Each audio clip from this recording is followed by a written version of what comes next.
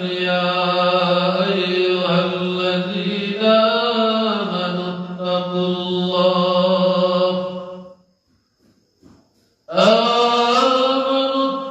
الله ولتنظر نفس ما قدمت لغد واتقوا الله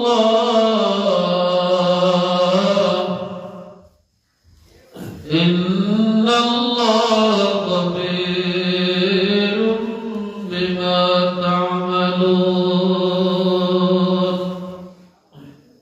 আল্লাহ রাব্বুল আলামিন বলেন, হে ইমানদারগণ, তোমরা আমাকে ভয় করো আর আগামী দিনের জন্য কি তৈয়ার করেছ তা নিয়ে চিন্তা ভাবনা করো।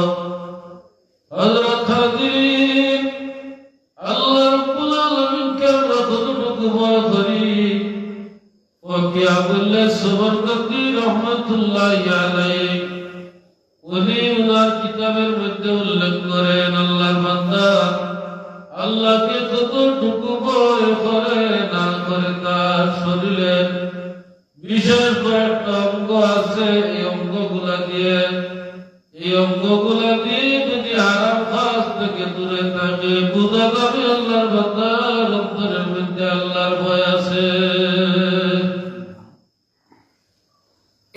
এর মধ্যে আল্লাহর বান্দার চক্ষু আছে, আল্লাহর বান্দার জবান আছে, আল্লাহর বান্দার হাত আছে, আল্লাহর বান্দার পেট আছে, আল্লাহর বান্দার পা দুইটা আছে।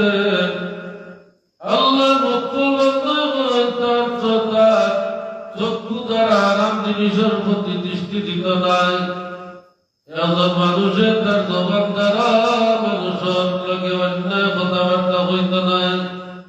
জবানের ইবাদত করব, তার পেটের মাঝে হালাল খাদ্য ঢুকাইব, হারাম থেকে বাঁচিয়া থাকব।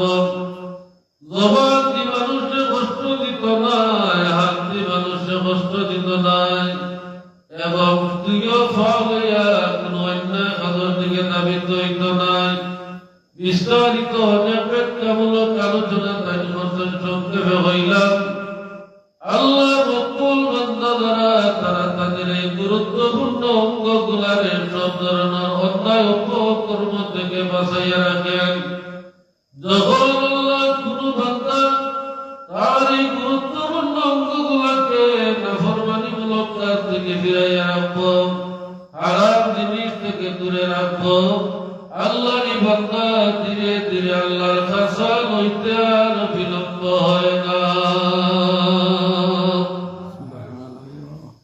দুনিয়ার এমন কোন মানুষ নাই যে মানুষ আল্লাহর ওলি হইছেন আর আল্লাহরে ডরাইছেন না, এরা কোন মানুষ নাই যে মানুষ আল্লাহরে যত বেশি ডরায়, এই মানুষ আল্লাহ রাব্বুল আলামিনের দুনিয়া আখিরাতে তত বেশি নিরাপদ রাখেন, নির্ভয় রাখেন। হযরত হাজিরিন, আমরা মানুষ আল্লাহ রাব্বুল আলামিনের হয় নামাজ তাকিদ দেয়া কইরা ও দুনিয়ার মানুষ হল ওয়াত্তাকুল্লাহ, তোমরা আমারে ভয় করো, ইন্নাল্লাহ খাবীরুম বিমা তা'মালুন। ও বান্দা, তোমরা যা করো সব বিষয়ের খবর আমি জানি। আমরা যাও করি না হারে সব বিষয় আল্লাহ জানা। আমরা করো কোন অবস্থা আছি, বাজারও কোন অবস্থা আছি, কোন পজিশনে কোন সময় আছি, আল্লাহ আমরা লগে আমরা একেবারে হামদা তোয়ালা করা হইলেই মিন হাবলিল ওয়ারিদ।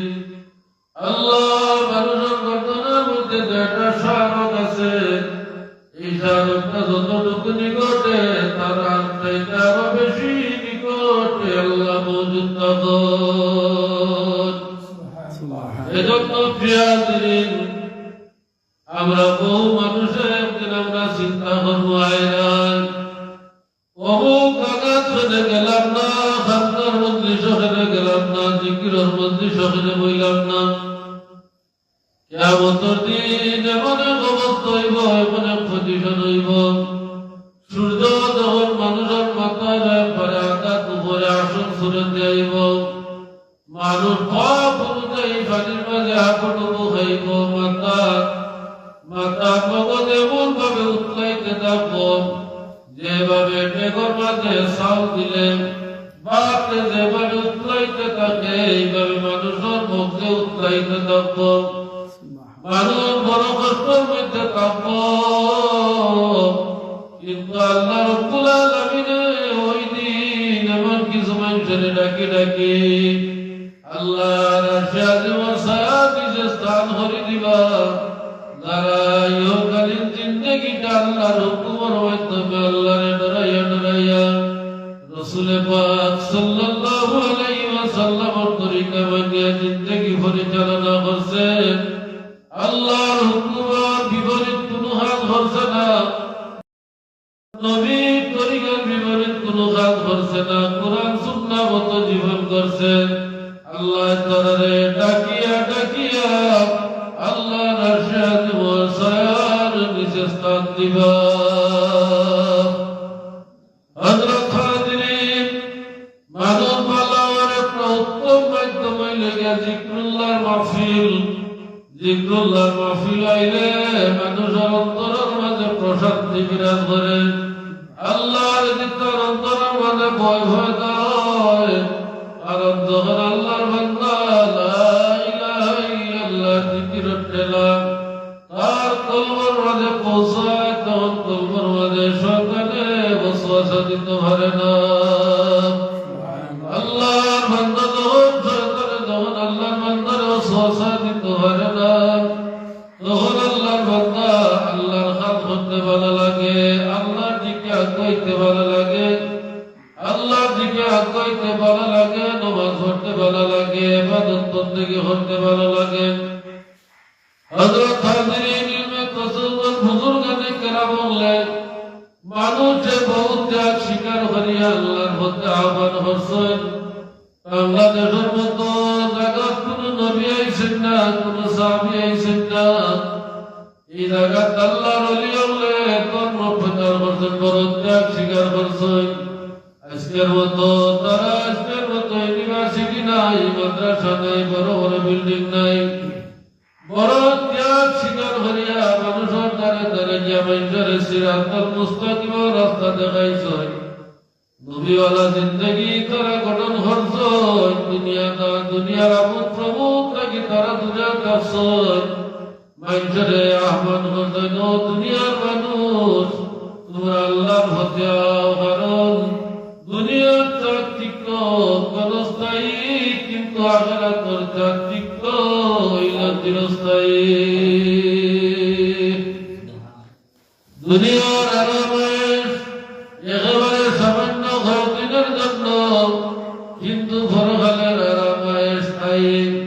দুনিয়ার আয় আমরা করি, খাইল আমরা করি, খাইল আমরা করি, আজকে আমরা করি, কারণ নদী কোনো সময় হবাই দিবাঙ্গে, কোনো সময় হবাই দিবাঙ্গে।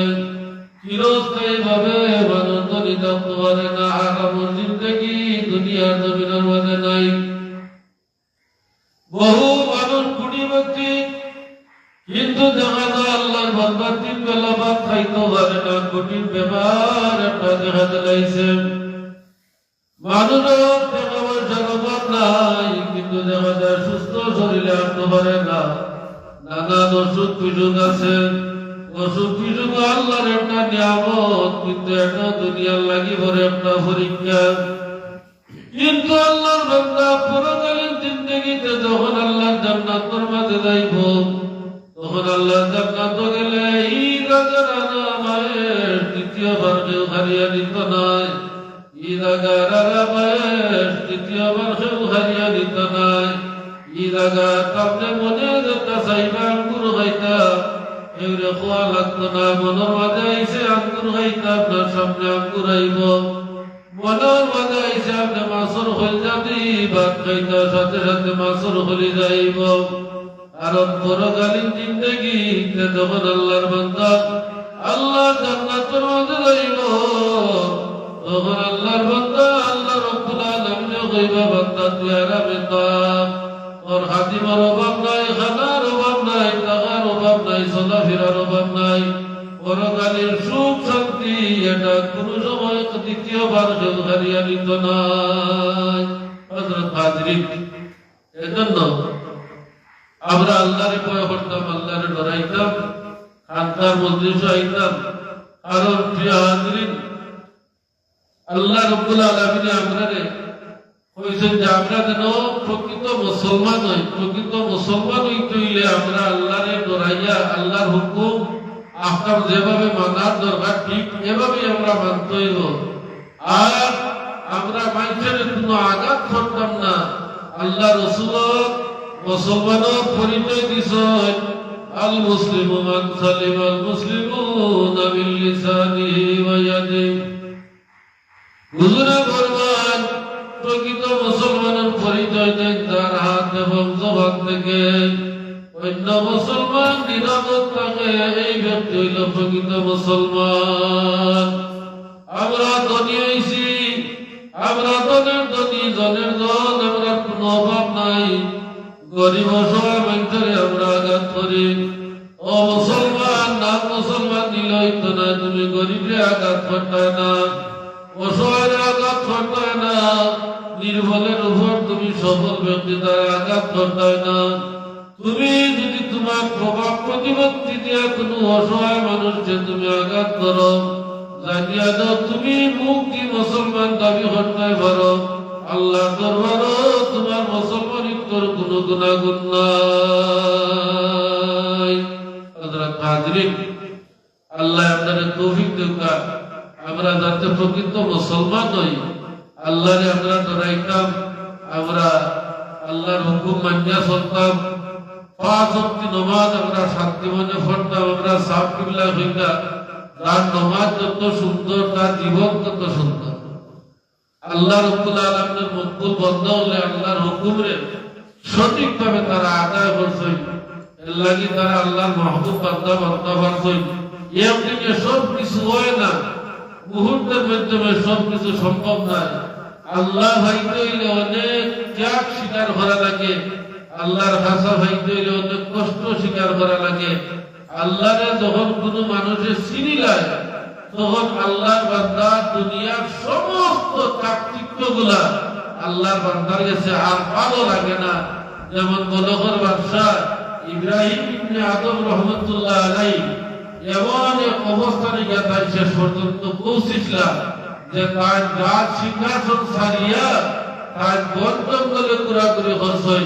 দেখা গেছে তার এমন ভাবে আল্লাহরে ডাকা শুরু করছেন, ডাকতে ডাকতে এখন বলকের বাদশা ইব্রাহিম ইবনে আদম রহমতুল্লাহ আলাইহি আল্লাহরে যখন ডাক হয় তখন তার ঠাই ত্যাগ করতে। সুবহানাল্লাহ। আমরা যেন এই সমস্ত মকবুল বান্দাদের অনুসরণ করি, আল্লাহ আল্লাহ রাসূলের হুকুম আহকাম মানিয়া চলি। আল্লাহ আপনাদের তৌফিক দেন, সবে হোক। আল্লাহুম্মা আমিন।